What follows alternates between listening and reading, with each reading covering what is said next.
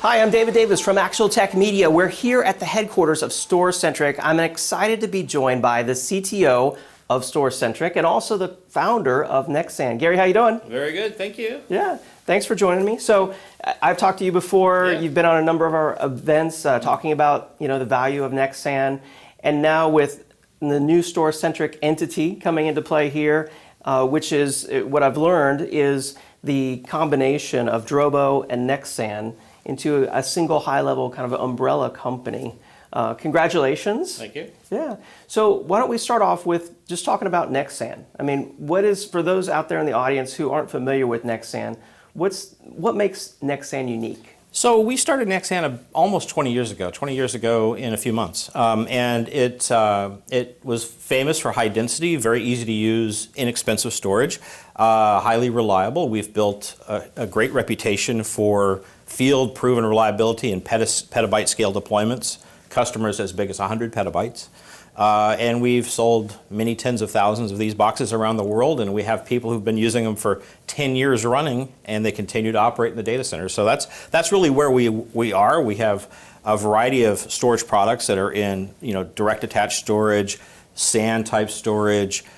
We have a fantastic filer type product, which we call Unity, which does block and file, and up to 5 petabytes in capacity. We have a very well-respected archiving product called Asurion, which has recently been extended to have a cloud technology available for it. So very well known in the enterprise, used by many companies for 20 years now. Why is it that Drobo and Nexsan are a good fit together? How can they help each other? Well, I look at it a couple different ways. So first of all, we have a lot of common customers. We have customers who use Nexsan at the core and Drobo at the edge. And in the past, those haven't integrated at all. They were just separate islands. Typically what you had was like a video editor with his notebook computer on his desk, and they'd have a Drobo attached to that because notebook computers don't have enough flash in them to do any video editing. You may have noticed that. Yeah. And then they'll have the Nexsan for sharing the storage or for large-scale archiving and so on. So, but now these products are exactly adjacent. So a Drobo is 5 to 8 drives, direct attach or SAN, single controller, desktop type product, right? Right. But extremely easy to use. And that's what they're very famous for. And then the Nexsan side, we thought we were pretty easy to use until we saw Drobo. Drobo is incredibly easy to use. Now, Nexsan starts at 18 drives and goes up to 60. So figure the Nexsan's kind of your 100 terabyte, 1,000 terabyte, 10,000 terabyte kind of deployments. And the Drobos tend to be 10, 20, 30 terabytes. Okay. Right? That's really the sort of how they fit.